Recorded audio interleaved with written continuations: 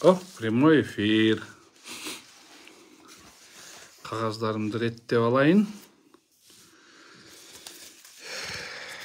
Қағаздарымды реттеп алайын.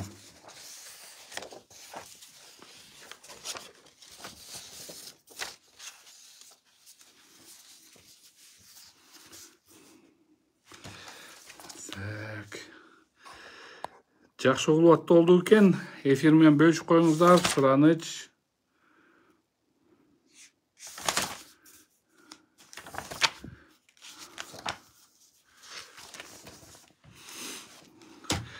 Так, 10 киши смотрит. Саламатсыздар ба? Адилет Жылқыбаев, саламатсыз ба? Эфирді бөлісіп беріңіздер. Алмас Тоқтаралиев.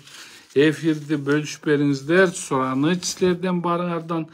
Анкен эфир абдан мен ойымша қызықты болады. Бұл илгертен бері қала келе жатқан балкимдир елдер ойлап қалады, что илгертен бері келе жатқан бұлардың кішкене мұрдағы бір-бірімен тырышқандары болып деш керек, бірақ бола тұрған нәрсені бола тұрғанда айтыш керек. Бүгінгі теманы абдан жақсы бір Қырғызстанға белгілі адам, Қырғызстанда эстрада артистінде белгілі айым. Мен бір кезде абдан ошол айымды да шынымды айтайын сүйіп тіле жүрчүмүн. Ошолор боюнча ошол эфир болот. Ошондуктан урматтуу достор, бөлүшүп коюңуздар. Алтынбек Токтосунов, сен азыр как раз ошондо сен да көрсөң жакшы болот эле. Досум, анткени сен да сыккан юристсиң, сен да ошону өзүңдүн бааңды берип койсоң абдан жакшы болот эле. Сен да Кыргызстанда аты чыккан адвокатсың. Ошон үчүн бул эфирди бөлүшүп коюңуздар, сураныч бөлүшүп коюңуздар. Андан тышкары ошол мен тиги баягы Кубанычбек Жумалиев менен Роза Аманова деп баягы илгертен бери кичине чабышып келдик элек. Ошондо билем да кимди фейк тролль кылып алып, анан кийин ошолор менен чогуу иштешип, алар айтып берген да. Азыр биякта да фейк тролльдор даярдаса керек. Анткени мен уже мунга чейин айтып кеткем, эртең менен соттук зал заседаниясынан мен толугу менен айткам, что бүгүн кечинде саат 10-15 мен түз эфирге чыгам деп. Азыр түз эфирге чыгып атам. Эми урматтуу достор, бөлүшүп коюңуздар. Адил Жоробаев, саламатсызбы? Дони, салам алейкум. Бөлүшүп коюңуздар бул эфирди. Биякта саясатты, бул эфирде мен саясатты тийишпейм, саясат жөнүндө көп айтпайм, бирок саясатчыларга өңгөчөсү бизде бийликте олтурган биздин көзүрлөрүбүзгө суроо болот. Мен ошол суроону жөнөтөм. Биринчиден, ошон үчүн азыр дагы кичине эфирге кирсин көбүрөөк кишилер, ошолордун баарын көрүп, анан ошонун негизинде эфирди толугу менен баштайлы. Бөлүшүп коюңуздар, сураныч. Мына азыр 47-48 киши болду. Жок дегенде бир 50дөн баштайлы, анткени көбүлөрү укпай калат экен бул түз эфирди. Дагы бөлүшүп коюңуздар, сураныч, баарыңарга бөлүшүп коюңуздар. Саламатсыздарбы, Гадича? Айка Бекмаматова, саламатсызбы? Айка, жакшы турасызбы? Аман эсенсиңерби баарыңар? Баарыңарга ушу жакшылыктардын баарын каалайбыз. Кыргызстаныбыз аманчылыкта, тынччылыкта жүрсүн деген жакшы ойлор менен бисмилла деп биздин эфирибизди баштайлы. Эми бул прямой эфирдин бир жакшы бир айтып кете турган нерсе. Мен бүгүн Бактыгүл эже, Бактыгүл эже деген бир эжени, анан анын баласын жактоого алдым. Ошол жактоого алып, ошол иш жагдайларын толугу менен карап чыктым. Ар бир мындай үтүрүнө чейин карап чыктым да. Анан ошон үчүн ошол үтүрү менен карап чыгып туруп, мен бүгүн канча жолу айтам. Бизде тергөө органдары кылмыш ишинде кылмыш курамы болбосо деле ошону кылмыш иши кылып эптеп туруп жаап түрмөгө, анан ошол түрмөдөн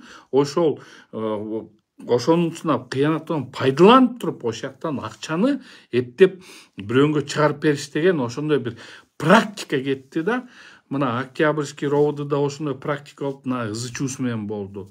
Ленинский ровдуда ызы чуулар менен болуп, мына Ленинскийде ошондой ызы чуулар болду. Мына эми болсо, мына уже ген прокуратуранын тергөө бөлүмүнө да ошондой да кетип атыптыр да. Ушундай нерселер. Балкимдер бүгүнкү күндөн кийин көп тергөөчүлөр мени карабай калат болуш керек. Бирок айта турган эле нерсе, кайсы тергөө органдары менен мен иштешпейин.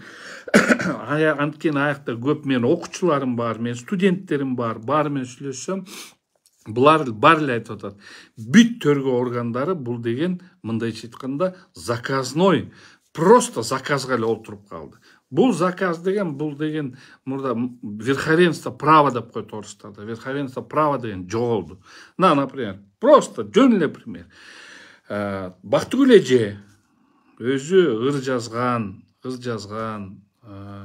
көп китептерди которгон, Кыргызстанга белгилүү инсан. Анын жалгыз баласы бар. Анан ошолор какой-то бир жерден ошо Жумалиев, Кубанычбек менен Роза Аманова менен бир жерде момундай олтуруп сүйлөшүп, жакшы курбу, жакшы сүйлөшүп жүрүп, баарын жакшы эметип жүрүп, анан кийин чогуу бизнес баштайлы деген. Ошону менен өзүлөр сүйлөшөт, өзүлөр бири-бири менен договорлашат. Договорлары бар. Договор купли-продажы бар. Тет жерде мал алабыз дейт, мал да турат. Малы да турат ошол жактачы. Ал малынды эч ким алган эмес. Ошо базарды сатыптыр. Кубанычбек Жумалиев менен Роза Аман ошол жакта базарды да сатыптыр. Ал базар боюнча дагы өзүнүн договору бар, келишими бар. Момча акчага сатып алынат. Андан тышкары мына азыр демеге Генеральный прокуратуранын тергөө бөлүмүнүн тергөөчүсү ошону кабыл албай коюптур. Акча Россиядан перечисление акчалар бар экен. Эки жерден бар экен акчасы. Перечислениялар. Эми бул деген мындайча айтканда бизде чтобы кылмыш бүт эле баарын эле кылмыш иш кылбастан деп туруп илгертен бери гражданский судопроизводство деп ачылган, уголовный судопроизводство деп ачылган. Ошон үчүн договор бар жерде, момундай келишимдер бар жерде, акчалардын баары которулуп аткан жерде бул граждандык иш.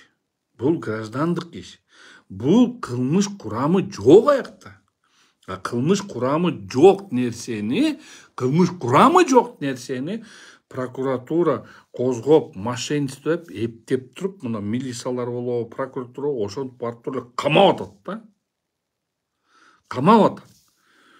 СИЗОдо баягыдан бери айтып атпаймынбы, 80% можно сказать, 80% СИЗОдо граждандык иштер менен мошенничество деп эле олтуруп атышат. Эми болуптур течирек кооператив, тигине мындай деген ызычуулар бар экен, аякта балкимдер мошенничество бар. Бирок момундай договор бар, биякта акчанын перечислениялары бар нерселерди алып туруп, уголовный иш кылып туруп, кылмыш ишин жасап туруп, кылмыш ишине курамы жок болсо деле кылмыш иши бар деп туруп эле акырын сотко тээп салып атат. Сот эмне кылат? Сот эч кыла албайт. Ошон үчүн могу жерде мен түшүнбөйм да, ушундай кантип тергөөчүлөр ушундай нерсеге барат. Ошон үчүн могу Бактыгүл эженики айтып атпаймынбы, Бактыгүл эже менен уулунуку договор купли-продажы бар экен базар боюнча. Бар экен. Эмесинин распискасы бар экен, акча $19 000 акча алдык, анан ошол $19 000 мал бар экен. Ошол жакта Ошол жакта турат тиги эмелер, малчылар деле турат. Тиги бала деле айтат, ай мени коюп койгула, мен келип туруп малыңарды алып келип берейин деги. Мага малыңар керек жок. Чогуу бизнес кылалы десе, анда да жок. Ошондуктан түшүнбөйм. Кудайыма шүгүр дейинчи, Кудайыма шүгүр. Ой, Кубанычбек Жумалиев, урматтуу байке. Сиздей Кыргызстанда сизге Кудай шүгүр эле колуңузда бар адамсыз го.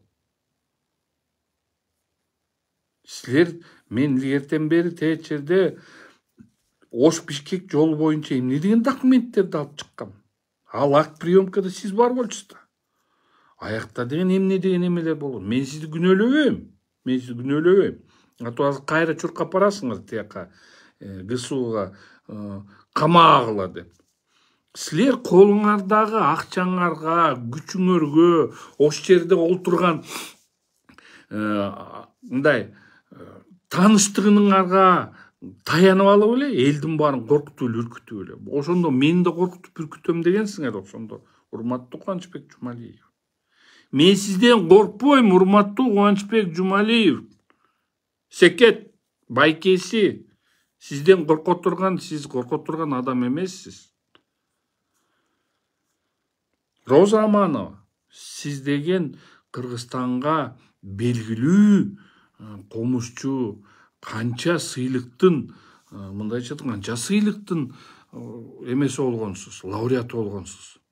Силер ошол бир жалгыз баласы менен энесин, 70-теги энесин, жаш баланы алып туруп каматып салган, бул туурабы?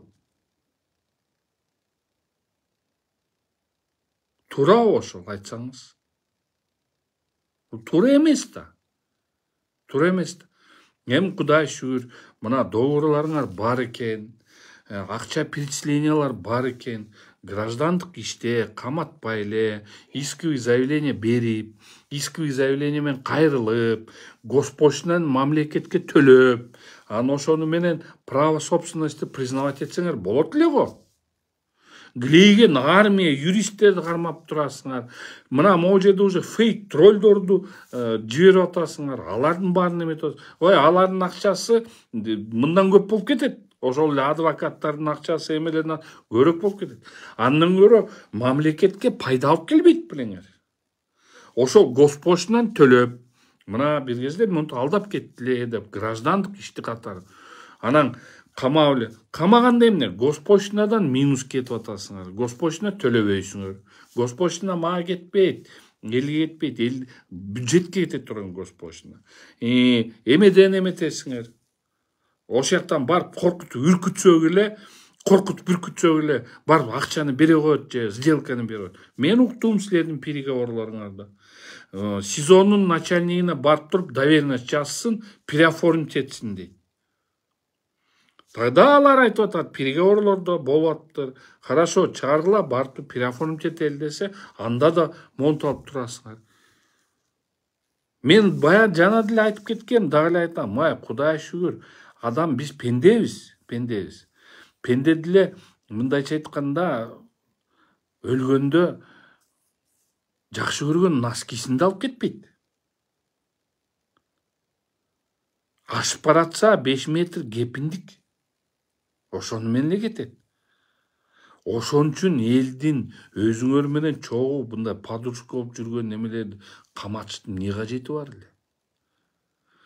Ошондуктан сурайм да, ушу Курманкул Токторалиевич, абай, иним, бир сураныч. Эмне себептен силер ошол жерде перечислениянын акчасын берип атса, аны тиркеген жоксуңар ишке. Ошол жерде эмени берип атса, договор купли-продажны берип атса, аны берген жоксуңар. Свидетельский показаниялар акча төлөнүп аткан, берилип аткан берсе, аны берген жоксуңар, аны тиркеген жоксуңар.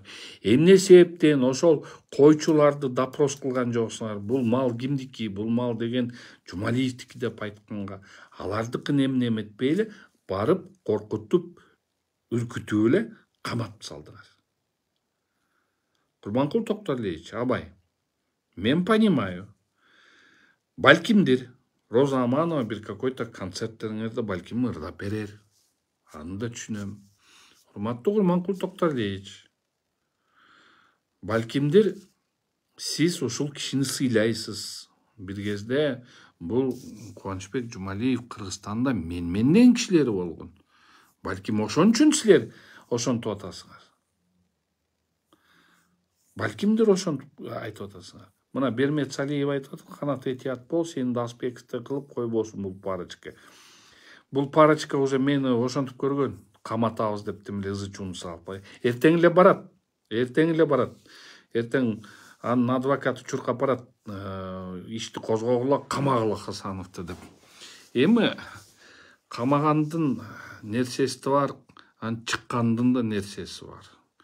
Кандай камап коюшту, анан чыккандан кийин кандай расчеттошту да билебиз да биз. Мен эми көлдүкмүн да эми Кудай урбады. Ошон үчүн бул ушундай нерсе да. Анан кийин ушулардын баарын бүт доогур-погурлар бүт баары менен болуп атса, алып туруп кылмыштын эмесин курамын таап, ошо кылмышчы бар экен деп туруп камадыңар. Камаганда да сотко жеткиздиңер. Эми биякта баш коргоо чарасы. Бул баш коргоо чарасы жөнүндө болуп атат да. Эми баш коргоо чарасы болсо болуптур. Мамасын камасыңар, баласын коюп койбойсуңар. Баласы энесин таштап качып кетпейт да. Же энесин коюп туруп баласын камап койсуңар, анда деле качып кетпейт эле да. Баш коргоо чарасы качып кетет деген сөздөн чыгат. Качып кетет, давление кылат, тергөөгө тигине мындайга. Аны карабастан алып туруп экөөнү тең бир үй бүлөдөн баласын дагы, энесин да камап атасыңар. Намыс Жакшылыков. Бир эле суроо сизге бар дейт. Сиз канча акча ушун үчүн алдыңыз дейт. Намыс Жакшылыков, сизге айтып коеюн. Мээңиз мээ болсо, ойлонуп жүрүңүз, жакшы угуп жүрүңүз. Мээңиз ордуңдуңузда болсо. Мен адвокатмын. Мен адвокат катары, мен ар бир Кыргызстандын мага кайрылгандарды коргоого аламын. Эртең күн сиз деле келип калсаңыз, сизди деле коргоого алам. Мен выступление үчүн, эфир үчүн сизден акча албайм, алып көргөн эмесмин. Поэтому момундай сасык сөздөрүңөрдү тыкчу жериңизге тыгып алыңыз.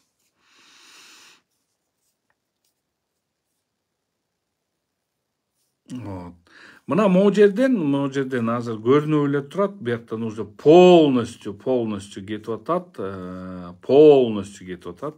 уже биякта мен эртең менен айтып койбодум, чыгам деп, уже даярдап койгошкан окшойт. Тим эле укмуш эметип атат. Фейк троллдор. Мына айтып коеюн, фейк троллдор ар бир эфирге жамандаш үчүн, тинч үчүн где-то кеминде $100 алат. Азыр мен могу жерден карап атам, где-то жок эле дегенде бир 50 тролл кетти да, 50 фейк кетти. Ошол 50 фейкиңер $100 уже $5000 уже кетти, бау. Ошол $5000 не кыласыңар аякка берип? Адвокаттарыңарга төлөп бердиңер, $5000 төлөп бердиңер. Аякта $10,000 кетти. Силердин өзүңөрдүн коюңар эле $19,000 болгон. Зачем? Мени жамандаш, зачем? Роза эжеке, мен сизден коркпоймун. Урматтуу Кубанычбек Жумалиев, мен сизден тем более коркпоймун. Потому что дагы биз сиз менен бир убакыт келет. Сиз дагы мага абдан жаман көп нерсе жасагансыз. Ал көп жасаган нерсеңизди мен баары бир күнү болсо, мен сизге келип ошонун баарын сурайм. Сураганга мен кудуретим да жетет, духум да жетет, рухум да жетет. Потому что менин баламды каралаганда силер да кулагыңар чыгып атат деп мен ошондой угуп атам.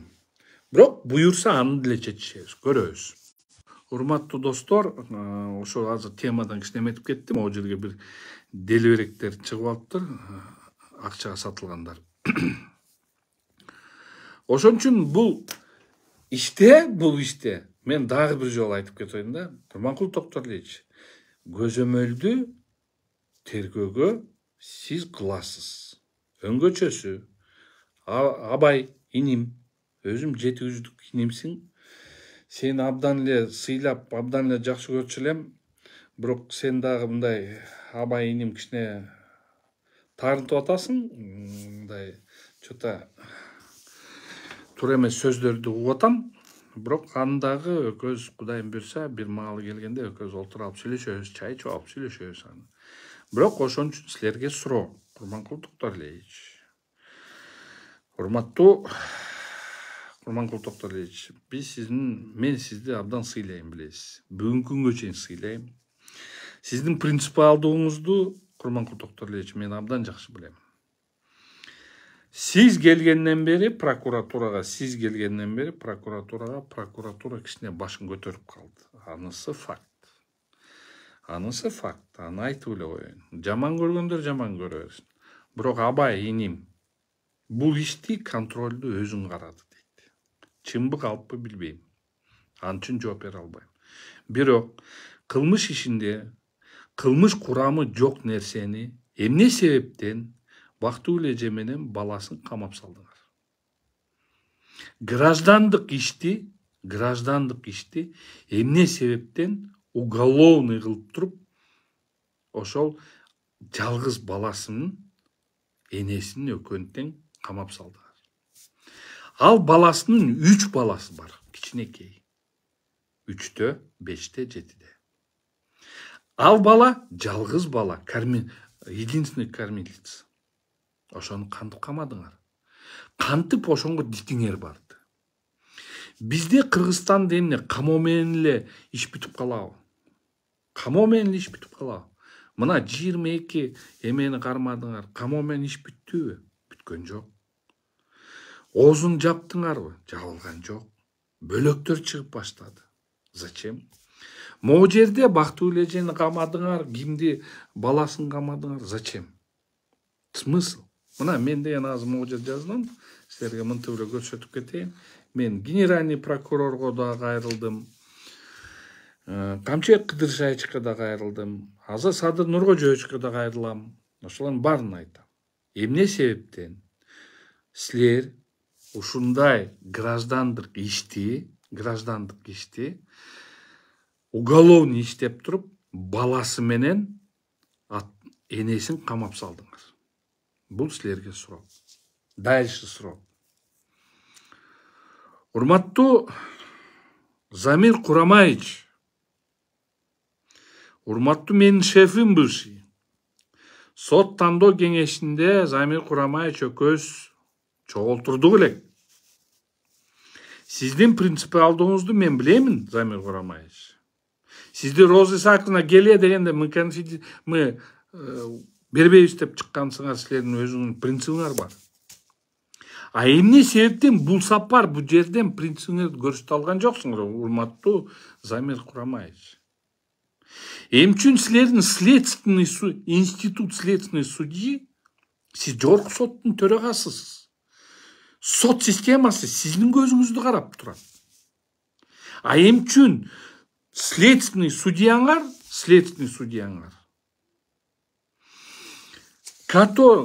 анга милдеттеме берилген. Силер сот туура эмес предъявление кылса, граждандык иштер туура эмес жазылса, туура эмес квалификация преступления берилсе, следственный судья ошону жокко чыгарыш керек.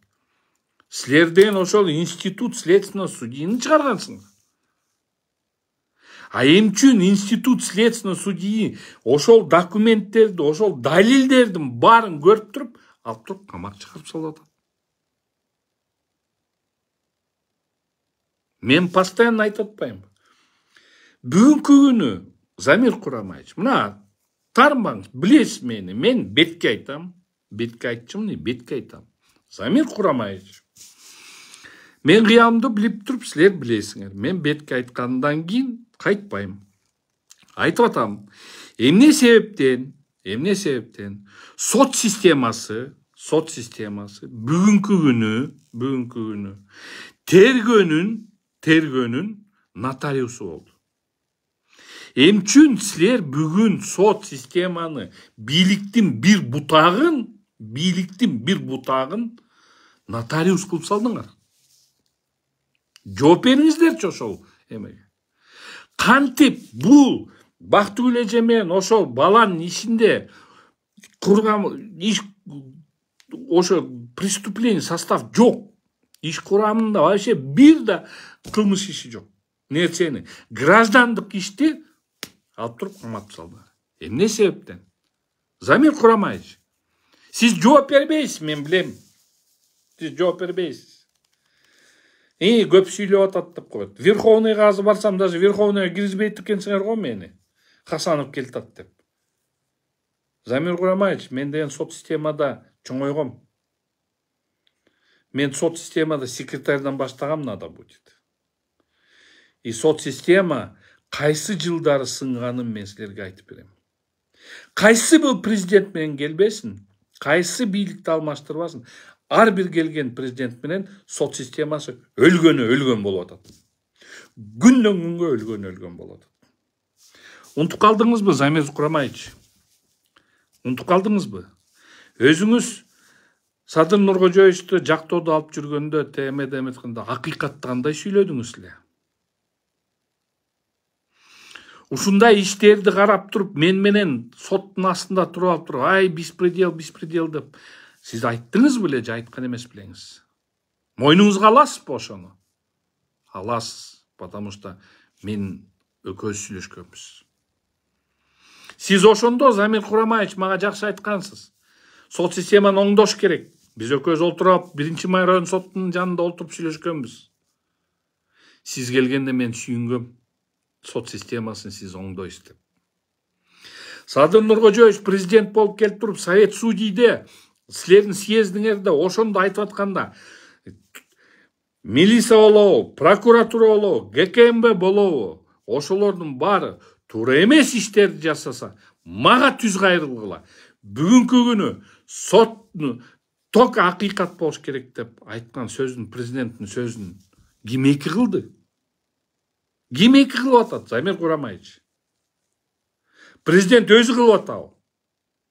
Же силерди саботаж кылып атабы, силердин судьялар? Же ГКНБ, МВД, прокуратура барыңарды коркутуп алды беле? Коркутуп алып туруп, мына биз деген кагаз алып келдик, ошону печать баскында, жагың баскында койдуңарбы? Тогда мындай сот система бийлик булагы керекпи? Керек ушундай сот? Мына простой пример, Бактыгүл эже. Баласы экөөнү камап салды. Бул бир эле случайда айтып атам. Тет жерде Терентьевдердин ишин. Терентьевдердин ишин тияктан уже урдап, алдап кеткен эмелердин баарын алып туруп мошенниктерге чечип берип атасыңар. Тет жерде толгон токой иштердин баардыгын мошенниктерге чечип берип атасыңар. Мен айтып атпаймынбы? Аллахым биз өлгөндө кепиндик менен эле жиберет. Жакшы көргөн носкибиз менен жибербейт керек болсо.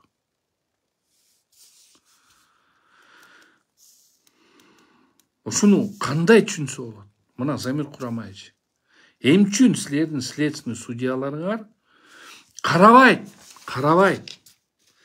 Биз адвокаттар туруп алып туруп кыйкырабыз. Урматтуу сот, могу жерде кылмыш курамы жок. Бул граждандык иш. Бул боюнча деген сиз отказ берип, граждандык катарында тияка эметсин десе,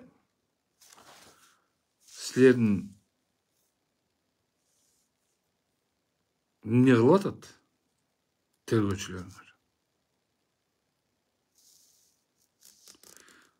Эмне кылып атат силердин прокурорлоруңар? Эмне кылып атат силердин соттор?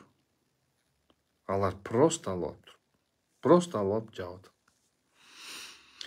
Могу жерде Мариям Эрлан бир кызык нерсени жазып атат да, мына мен аны окуп берейин. Граждандык иш болот деп мошенниктер эң жакшы билип алышып, ушинтип ар кимдин акчасын, мүлкүн алып бербей жүрүшөт. Мошенниктер чекеден камаса боорун оорубайт дейт. Туура. Бирок ошон үчүн урматтуу Мариям Эрлан, эртеңки күнү мошенниктер калып калбаш үчүн Кыргызстанда Министерство юстицияда гарантированная государственная юридическая помощь деген бар. Любой сделканы жасаардын астында ошол юристтерге барып, ошолордон консультация алып туруп, анан баргыла. Өзүңөр барып туруп жем болосуңар, анан кайра эметесиңер. Эми дальше кеттик. Жалгыз гана бул Замир Курамаевич, сизге вопрос эмес. Саботажды Замир Курамаевич ким кылып атат президентке? Айтыңызчы. Президентке саботажды ким кылып атат? Потому что президент, именно президент, съезд судьиде айткан. ГКМБнын төргөчүсү болобу, МВДнын төргөчүсү болобу, прокуратуранын төргөчүсү болобу, же прокурор же алардын начальниктери болобу, туура эмес иш жагдайларында кылмыш курамы болбосо, силерди давить этсе, мага келгиле деген. Эмне үчүн барбайсыңар? Замир Курамаевич, сиз деген Садыр Нуркожоевичке смело кире аласыз. А эмне үчүн барбайсыңар? Бул второй вопрос. Эми Камчек Кыдыршаевич боюнча мен айтпайм. По крайней мере, Камчек Кыдыршаевич эркек. Ким кандай эметсин, мен билем ал кишини. Мен азыр биякта пактачы, мен ал деле кишиден коркпойм.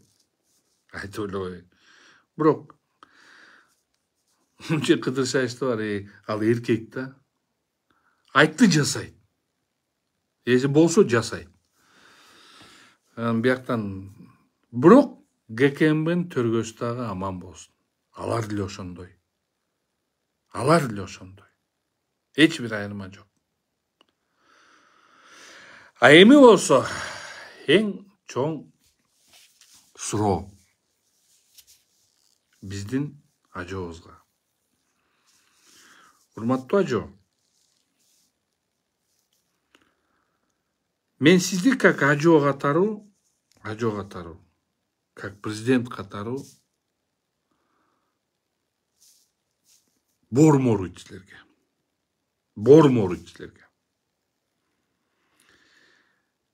Садыр Авам катару мен сиз үчүн күйүп атам. Себеби эмнеде? Себеби силердин жаныңарда, чөйрөңөрдө, смело айтам азыр бияктанчы, мошенник, аферист, кидала, мыйзамды түшүнбөгөн, элдин эмесин билбеген делбелердин баары чогулуп калган. Ошол делбелер сизди саботажга алып барып атат. Баарын айтып аткан жерим жок. Силердин администрацияңарда дагы, аппарат правительствода дагы абдан мындай кыйын специалисттер бар. Мен аякта бир 6-7 киши делбелерди айтып атам да. Бирөөсү бир төшөк менен алек, ички төшөктөр менен, бирөөсү тиги жамандагандар менен алек, бирөөсү болсо пакта койгон менен алек да. Анан ошолор келип алып сизге деген ушундай саботаж кылат. Ошон үчүн айтып атам, Садыр Нуркожоевич, мен сизди как ажо катару, как президент катару, Садыр Нуркожоевич катару сизге боорморuyт. Сизге деген мындайча айтканда очки кийгизип койгон уже. А вот Садыр Авам катару айтып коеюн, Садыр Аба, сиз үчүн ичим күйөт. Ичим реалдуу түрдө күйөт. Анткени мен өзүм көлдүк байкемсиз. Атай да ушинтип туруп сиз үчүн күйүп-бышып, сиз үчүн кийип-бышып аткан Атай. Именно Атай сиз үчүн күйүп-бышып жүргөн бала болчу. Ошолордун баарын жардам берип, жок деген мындай уксун деп туруп айтып жүрүп, силердин эле ошо генеральный прокуратурадагы бир чоң тергөөдөгү бир чоң, анан соттоолор айтып атат. Это личное указание президента деп койду. Личное указание президента. Атайды эмнеге кармадыңар? Тоже вопрос. Барбаган киши. Мына барган эмес, ал жакка барган эмес. Ал барбаган киши эмнеге камадыңар? Мына могу жерде кылмыш курамы жок. Кылмыш курам граждандык иш. Бактыгүл эже менен баласыныкы. Аны кармадыңар. Могу жерде Касса Италияга барбаган Атайды кармадыңар. Бул кандай түшүнсө болот? Же ушундай, как Кубанычбек Жумалиев, как Роза Аманова, колунда барлар, связьдары күчтүү, ошолордун сөзү сүйлөнүп калабы быйылкы азыркы тапта? Кыргыз эл ушуну эле күтүп калдыкпы? Ошолорго баш ийип калдыкпы? Айтып берсеңиздер. Ушундай мен колдо чөнтөктө акча болсо, амсе Кудай экен да. Таныш досчулугу болсо, амсе Кудай экен да. Мамилеси эң чоңдор менен президент, тияка ГКМБ, прокуратура менен жакшы болсо, алар Кудай экен да. А карапайым эл эмне анда эмесе? Элби карапайым эл силер үчүн? Же эмне ошол граждандык иштер же эме боюнча эле камай берсе эле боло береби? Карапайым элди камай берели, калгандарын жол боюнча. Бул еще бул просто срок давностиден чыгып кетип атпайбы? Менде момундай пакет документтер дагы жатат. Ош жерде Ош Бишкек жолунда могу эмени салып атканда могу эмелер бар го, бордюрлар. Бордюрлар оказывается өзүнүн модификациясын эметет экен. Ош жерде машина соғылғанда сынбай, наоборот, атталып кетет турган бар. Ал кымбатыраак экен. Аяқта болсо кымбатын карабай, арзаныраагын эметели деп туруп, жөн эле простоюн коюп койгондор бар. Ал бар, далилдер бар да. Просто срок давности бүтүп кетти деп туруп, тиякта армия адвокатовду алып алды. Анын ошону менен эле чыгып кетип атат. Чыгып кетип атат да аны менен. Эми болуптур, эми срок давности бүтүптүр деп коюптур эле калдык. А бирок бир кезде Атамбаев киргизген да. По коррупции сроков давности нету деп. Ошону эле карап чыкса болот эле да.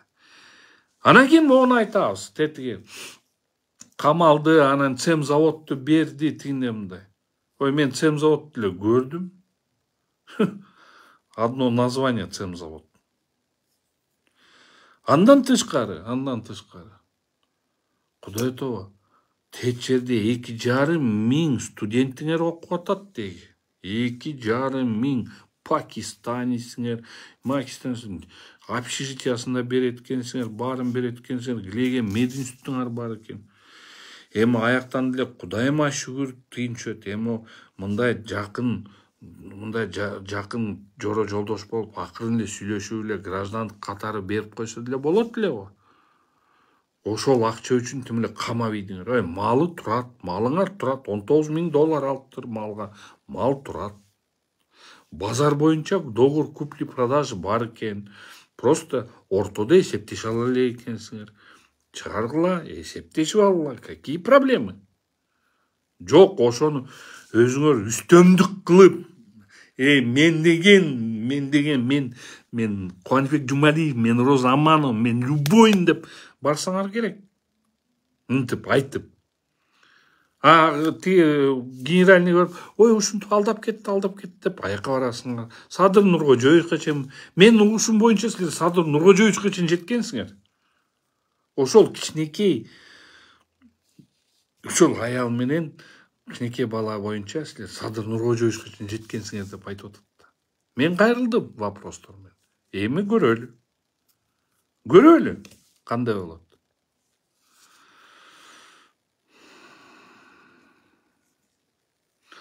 Кадыр Бешим, сендейлерге мен де мындай эме, бир итиңизди келчи, мен сага иттерден көбүрөөк эле толтура салып берем. Биякта менде кошуналарды иттер толтура, ошолордун баарын алып кетсең, мен с удовольствием берет элем. Мына просто ушуну менен айтып атам да, могу жерде эми юриспруденция деле мындай, бул да бир мындай да бул да конституциялык каралган норма.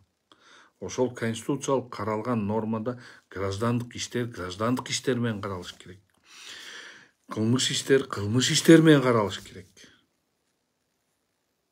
Ошолордун баарын кармап туруп, ошолордун баарын менен эметиш керек да. Блин, интересный вопрос. Вы просто пользуетесь Атайды, ошого адвокат болуш үчүн чарылдап чыгаргыла да же Атайды акча төлөй албайт бекен сизге. Эй, тупой, тебе еще раз говорю, Кадыр Бешим, сен тупойсуң. Атай ал мен балам надо будет. Баламды акча албай эле неметип атам. Сен биринчи ошо шефтериңен барып узнай сначала информацию, хорошо?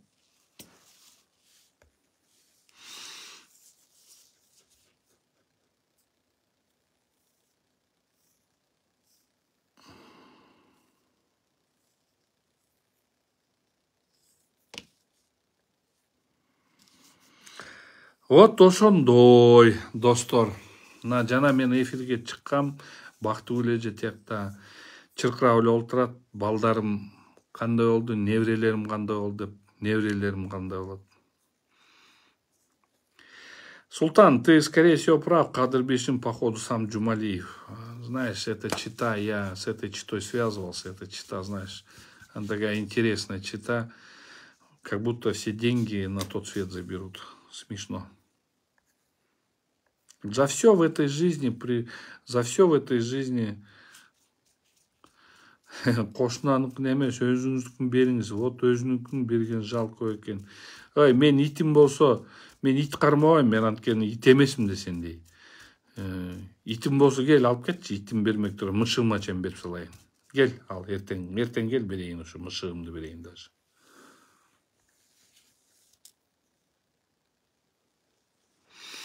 Ну, то, что Кадыр Бешим уже кимдин эмесимен чыгып аткан, это уже ясно. Это уже чисто фейк, тролль. Ну, заплатили. Ну, деньги есть деньги, заплатили деньги. Им деньги не жалко на фейков, троллей или еще одного, а им деньги жалко на тех людей, которые с одного села вместе живут, вместе росли, вместе были подругами. И ну ладно, вышел какой-то сыр-бор, но этот сыр-бор можно было в гражданском порядке развестись. Было много переговоров, они тоже сказали, давайте, мы на эти переговоры согласны, давайте. Ваши бараны мы не отрицаем, заберите ваших баранов. Ваш базар, да ради бога заберите этот базар, только ту сумму, которую вы захотели, забрали у нас, отдайте это нам. Вот, если вы хотите опять забрать базар. А тут получается, сел и еще нахрен съел, да? Нет, так не пойдет. Вот ошондой.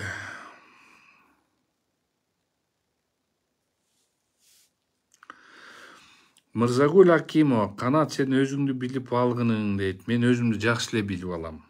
Жакшы эле билип эле жүрөм. Мага акыл үйрөтпөй эле. Силерде акыл үйрөткүчтөр море буякта.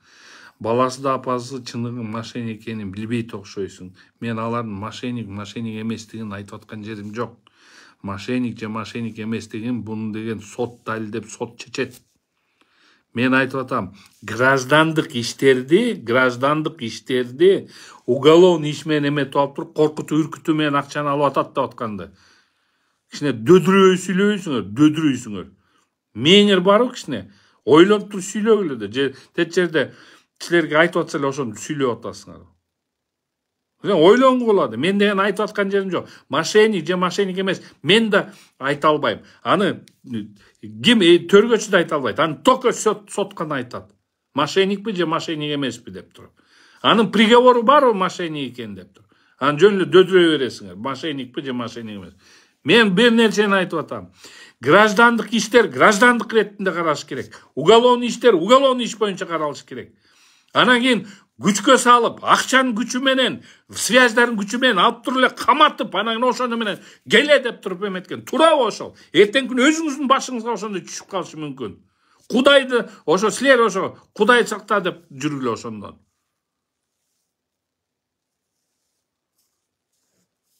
мээси жок эшектер ушинтип каласыңар силер. Эртең күнү өзүңөр ушундайга түшүп каласыңар. Аны унутпагыла.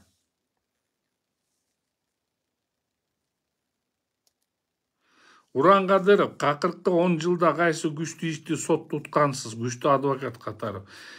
Мени карап көргүлө, эмемди резюмемди ошоктон көрөсүз. Ну, Султан, ты всегда прав. Роза Аманова, Куанышбек Джумалиев, рано или поздно ответьте перед законом. Если не в этом свете, то на том свете. Аллах велик, Аллах все это видит.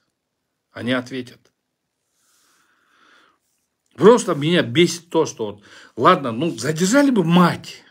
Султан, задержали бы мать. Сына отпусти. У сына 3 детей. Если сына задержали, отпусти мать. Зачем их двоих сразу? Меня вот это бесит, да? Я бы не выходил в прямой эфир, но меня бесит то, что и сына, и мать еще закрыли. Это что за беспредел? Я вообще не понимаю председателя Верховного суда, я не понимаю председателя Октябрьского суда, я не понимаю Генеральную прокуратуру. Как можно? Мера пресечения определяется только для того, чтобы человек не сбежал или не оказал каким-то следственным действием. Как он убежит, если у него мать сидит в тюрьме? Или же если сын сидит в тюрьме, мать как убежит? Вот надо же додуматься, да, до этого.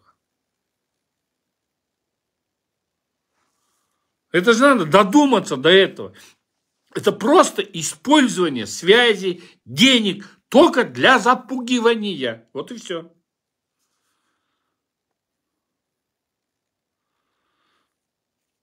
Они уже когда-то тоже ответили. Они тоже когда-то ответили. Но в этот раз ответят, наверное, еще хуже. А еще сейчас этот Куанышбек Джумалиев еще побежит. Все. Кудай сақтасын, Құран ала көрбесін. Куанышбек байке, Құран албаңыз. Кудайдың астына күнөөлүү болосуз. Құранды ала көрбөңүз. Кудай. Уят болуп каласыз кайта.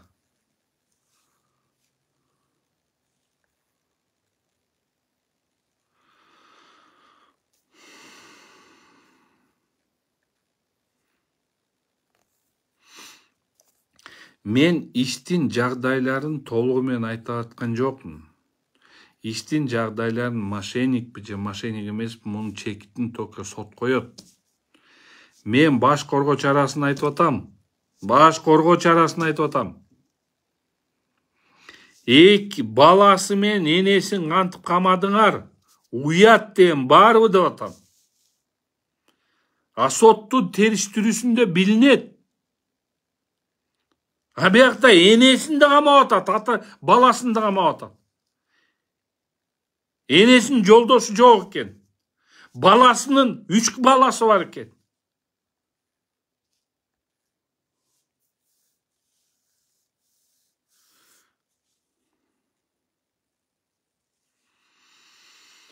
Вот, ошентип туруп основной эмени айттык. Эми суроо жоопторго кичине жооп берейин.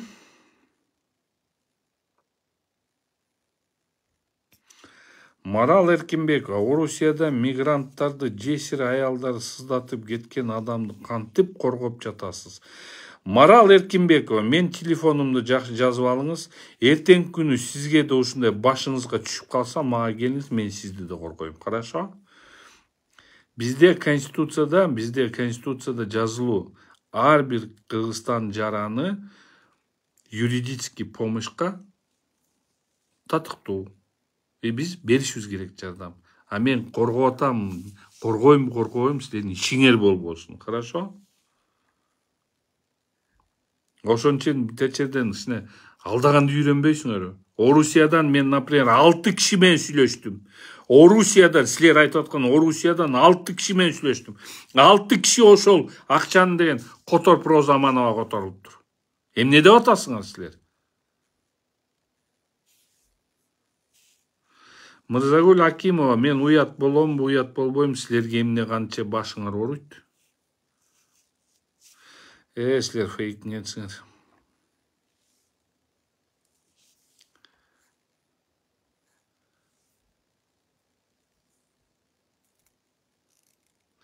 Мына бар эле көп жакшы айтып аткан жер жок ушу эми. Ушу карган кезде ушунчалык даллатка жетип, ушунчалык возможностьтарга жетип, ушунчалык Кудай шүгүр оокатын жыйнашты. Булар кедей кишилер эмес да. Эми ушул ушун үчүн тим эле тырышып, тим эле өлүп мончуп, граждандык иретинде эле карап койбойсуң. Аларды каматпай. Ар бир тыйын үчүн тим эле кошмар. Кошмар элесиңер да.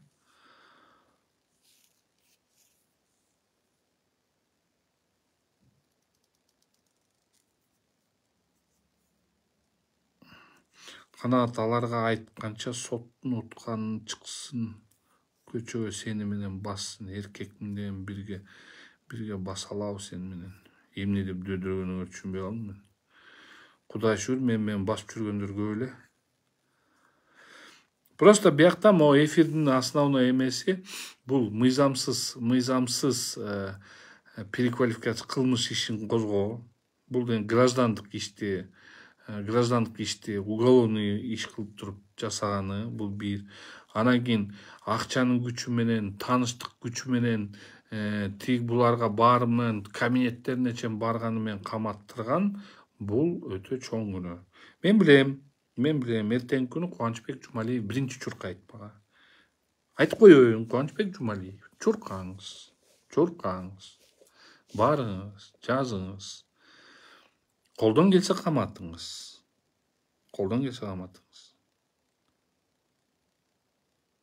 Ал күндөр да бүтөт.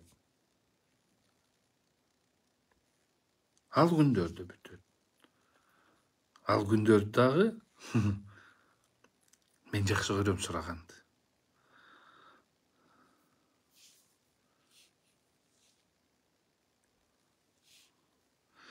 Ой, Мырзагүл Акимова, Дана, жакшы төлөгөн окшойт, Жакшы төлөптүр мырза. Кемпирабадды кайтарса болобу дейт.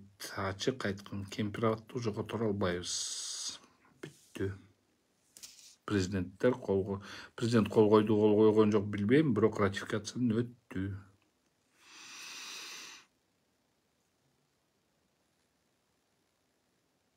Жумалиев тойду дейт, ушул киши тойбойт го.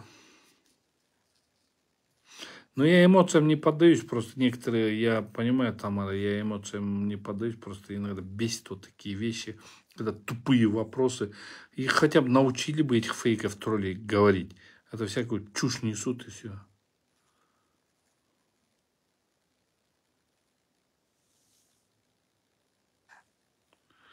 Вот я тоже, Бермет Салиева, я вот тоже в этом очень сильно удивляюсь, да. Премьер-министр, народная артистка, академик, доктор наук. И из-за каких-то баран дерутся. Пипец, одним словом. Там целый медицинский институт с 2500 пакистанцами. Те такие деньги платят. Фани, наверное, там крыша у них. Но мы по Фани тоже, я буду разбираться, потому что у меня сейчас есть, что Фани вел переговоры, еще с ними вел переговоры, я знаю, какие суммы. Мне немножко пришли большие, хорошие такие переписочки я увидел. Это следующий вопрос будет. Я в скором времени опубликую разговоры Фани и некоторых товарищей.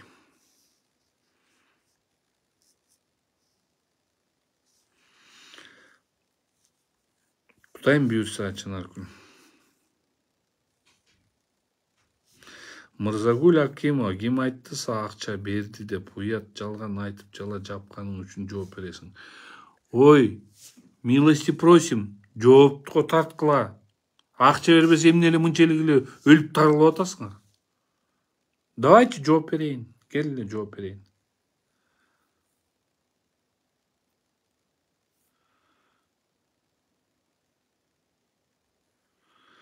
Между прочим, жанагы эме боюнча, базар боюнча, мен дагы бир эмени айтам деп унутуп калыптырмын. Базар боюнча өтө мындай интересно болуп атат да. Азыр мага бир встреча болот. Ошол мурдагы базардын ээси менен мен кезгем жакын арада. кандай себеп менен ошол базар кетип калган, аларга ким алдап кеткен, аны мен дагы белиштирем.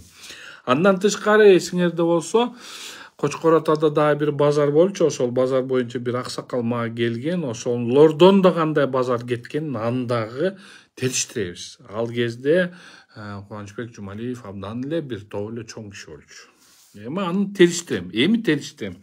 Потому что булар мени өтө катуу оскорблять этип койгон бир кезде, мен просто ошондо келинчегим катуу ооруп, келинчегим жоготуп алат деп мен ошону мен дальше эметпей койгом да, эми иликтейм. Эми до конца иликтейм да. Мен тигинтип жаап коюп же мага там предфинпол же тигиндей мындай деп мен иликтебейм. Мен бүт баарын тактап иликтеп туруп бүт баарын могу жерге чыгарам. Кочкор Атанын базары жөнүндө чыгарам. Бул базардын ким алынганын чыгарам. Орусиядан 6 киши эмне деп акча жибергендердин баарын чыгарам. Эч кичине күтө туруңар. Бул принципиалдуу. Мен, например, мени ушунчалык боктошкон фейк троллдордун баарын эметип алып, мени ушунчалык катуу боктошкон, сен калмаксың, сен тигиндейсиң, мындайсың. Мен дагы бир айтып коеюн. Мен кыргызмын. Кыргыздарда 40 уруу бар. 40 уруунун арасында Тагай бийдин 7-чи баласы Сарт Калмак деген бар. Сарт Калмак деген чоң уруу бар. Мен ошол Сарт Калмактын кыргыздын уруусунун баласымын. Мен Тагай бийдин урпагымын.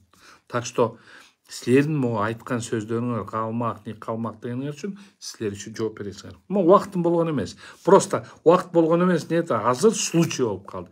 Мен бул ишке принципиально олтурдум, и мен принципиально бул ишти до конца жүргүзөм.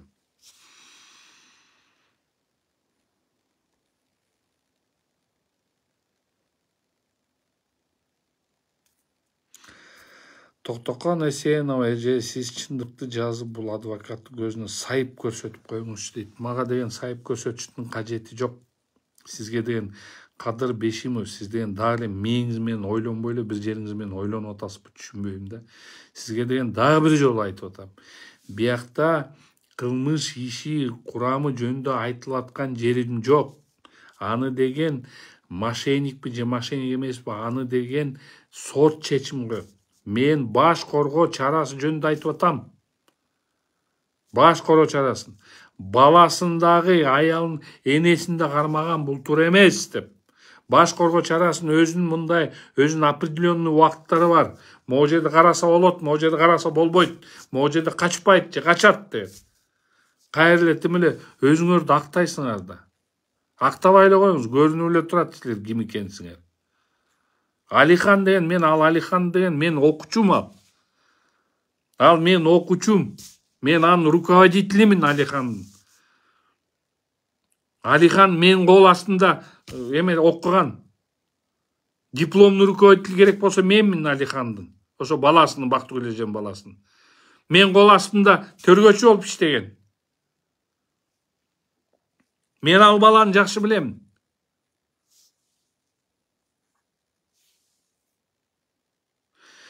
Жураев Абдушукур. Сегодня, салам алейкум, Жураев Абдушукур. Сегодня в Джоркенеш поднялся вопрос о Фане. Премьер сказал, разберусь. Джанар Ракаев поднял. Абдушукур, я тебе скажу.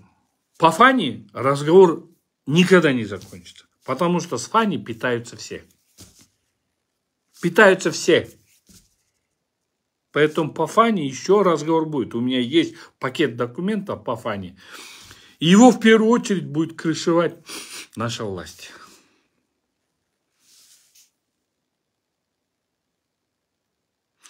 Могу Сезим Бактыбекова абдан жакшы нерсени айтып атат. Бир жакты карабай береби дейт. Жумалиев канча күнөөлүү болсо деле камашкан жок. Буларга мыйзам жокпу деп атат. Абдан туура вопрос. Абдан туура вопрос деп атасыңар. Действительно. Могул окат. Бизнесменмин дейт тибу. Давайте тогда назад кетели. Академия наукта лаборант. Акаевдин лаборант. Мен анда Майрам Дүйшеновнада ошондо заведующий кафедрой экономики, системы технологий в отраслях народного хозяйства болчу. Мен анда студент, анан мен ошондо Майрам Ченна мени часто жиберчү тияка. Мен ошо барып бир кагаздарды алып барып, тиги буларды алып барып жүрчүмүн. Ошондо айтып эле коеюн, ошондо Жумалиев андай деле крутой киши эмес болчу, эсимде ошол, по-моему, бир 01 Жигулиси бар эле. Ошонусуна барып, балким ошонуку эмес, мен ошо кагаздар салып бергем да. Анан кийин эле Акаев президент болуп калды, Акаевден кетти. Анан кийин эле ошонтип кетип туруп эле, анан кийин эле бир кезде премьер-министр болду, анан министр транспорта болду, анан тети жолду салды. Анан эле тиякта биякта бизнестер. Ну, бизнес болсо молодцы, бизнес жасаптыр эми. Бирок ошончолук бизнестер жасап, ошончолук Кудайга шүгүр бүгүнкү күнү мындай алдыңкы мындай кедей эмес кишилер болуп алыптыр. Ушу кичинекей неме үчүн баласы менен апасын камап салыш бул туура эмес. Эми жок дегенде апасын болуптур, апасын камаса баласын коюп коюш керек, же баласын камаса апасын коюп коюш керек болчу да. Жок, ошол кичинекей эме үчүн, алар үчүн менин оюмча бул алар үчүн бул деген мындай деле чоң деле оокат эмес. Ошон үчүн алып салган мен такыр түшүнбөйм да.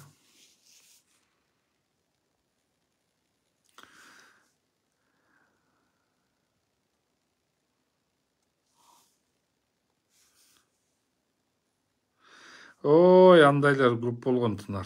Андайлар көп болгон. Адамдар акмак болуп атпайбы? Тынарбек, андайлар көп. Андайларды жакшы бир адвокат эметип алып барын.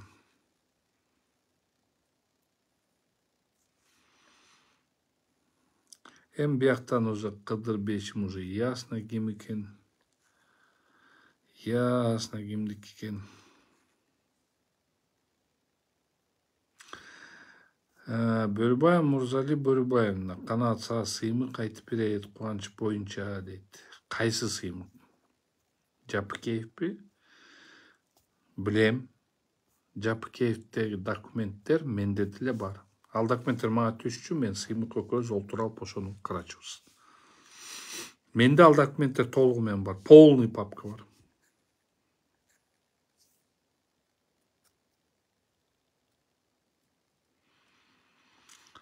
Так.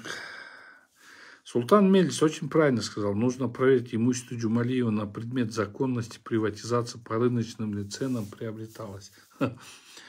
Это тоже есть, эти про моменты документов есть, но видите, у него есть деньги, у него есть власть, у него есть возможность выйти к власти.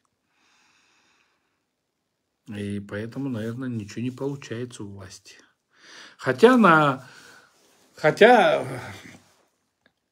фоне недостатка бюджета, на фоне то, что у нас не хватает 35 миллиардов недостаток бюджета, то господину нашему премьер-министру, господину Наполеону, стоило бы об этом тоже подумать. Мырзагүл Акимова, канаат сен акмаксың, сенин көтүңө кирип жатышабы, сенин көтүңө кирип жатышабы, Кудай ургур. Кудайым өзүңөргө уруп кетсин, мага калаган немелериңер өзүңөргө тыгылып калсын.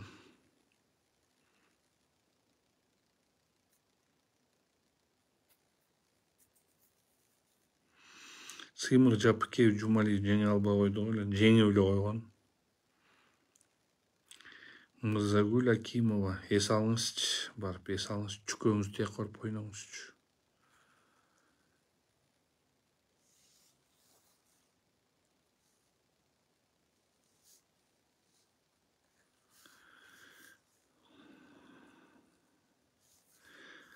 Если мы не будем работать с такими людьми, то это будет очень опасно. Если мы сейчас все-таки не вернем верховенство власти, верховенство закона, власти дейм, да, верховенство закона, если мы не уберем телефонное право, если мы не избавимся от вот этой зависимости перед богатыми людьми, мы потеряем государственность. Вот в чем опасность. Вот в чем опасность. И то, что вот эти все то, что они все говорят о том, что там это все, да вранье это все, вранье. И пока мы не установим верховенство закона, пока мы не установим верховенство закона, пока мы не уйдем с телефонного права, пока мы не уйдем с кланового управления, мы потеряем саму государственность. Вот в чем опасность. И это должны понимать наши власть держащие. Эми ушуну менен урматтуу достор, ушуну менен бардыгыңарга жакшы алыңыздар. Жакшы маек болду деп ойлойм. 1 саат, туп-тура 1 саат эфирде болуп турбуз. Ушул эфирден натыйжа чыгарыла. А силерге урматтуу Кубанычбек Жумалиев, сизге кайрылып кетет элем дагы бир рет. Адам баласы хадистерди окуп көргүлө, алымдар менен сүйлөшүп көргүлө. Куранды деле көтөрүп чыккансыңар медисиним чыгарганда. Ошол хадистерди, ошолордун баарын окуп көрсөңөр, ошол хадистерде деле жазылуу. Адам баласы өлүп атканда, өлгөндө өлүм каалабайм сизге. Аман туруңуз. Жакшылыктын үстүндө жүрүңүз. Бирок хадистерде жакшы бир нерсе айтылган. О дүйнөгө жакшы көргөн носкиңди да алып кетпейсиң. Эми аны бөлөкчөдөк айтылат хадистерде. Роза эжеке мага абдан жакшы, чынымды айтайын, от души жакчысы да. Айтып эле кетейин, акча бүгүн бар, эртең жок. Акча алтын жакшылыкка алып келбейт. Адамдын күйүтү, адамдын сезими бул өдөрөк турат акчадан. Мен силерди деген аз алып туруп, эртең күнү тынып салла, мынып салла деп аткан жок. Убактыңар келип калды силердин да. Жашарганыңарга жашарбайсыңар. Карганы карыйсыңар. Күндөн күнгө карыйсыңар. Мен деле ошо күндөн күнгө карыйм. Силер деле күндөн күнгө карыйсыңар.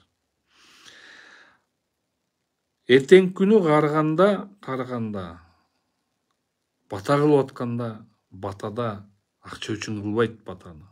Батаны жакшылык үчүн кылат.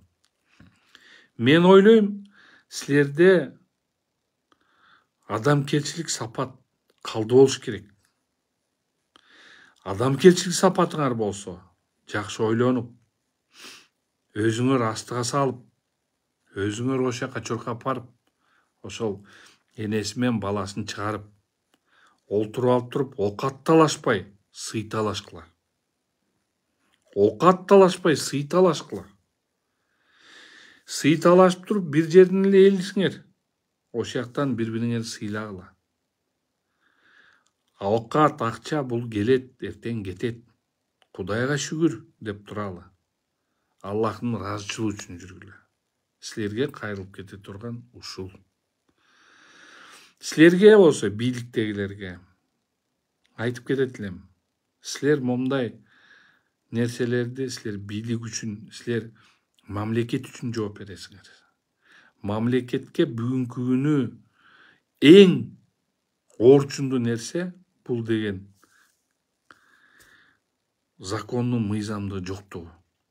Мыйзам жоктугу бул деген абдан туура эмес жолго Кыргызстаныбызды алып барып коюшу мүмкүн. Күч кубат силерге, бийликтегилерге. Аман болгула. Өзүңөрдүн конституциялык сурооңар чейин жетип, мыйзам катары өткөзүп бердиле. Ар бир адам, ар бир эмеге тарых өз жооптуу болот. Тарыхтын астында силер жооптуу болосуңар. Тарыхтын астында академиктер жооптуу болот. Тарыхтын астында журналисттер жооптуу болот. Тарыхтын астында народный писательдер же эмелерде жооптуу болот. Ошон үчүн урматтуу достор, урматтуу Роза Манова, Кубанычбек Жумалиев, ойлоңула. Бул согуша турган нерсе эмес. Бул сүйлөшө турган нерсе. Жакшы калыңыздар. Бирок мен ойлойм, силерде адамгерчилик сапатыңар еще калды болуш керек. Жакшы калыңыздар. Баарыңарга бейпил түн.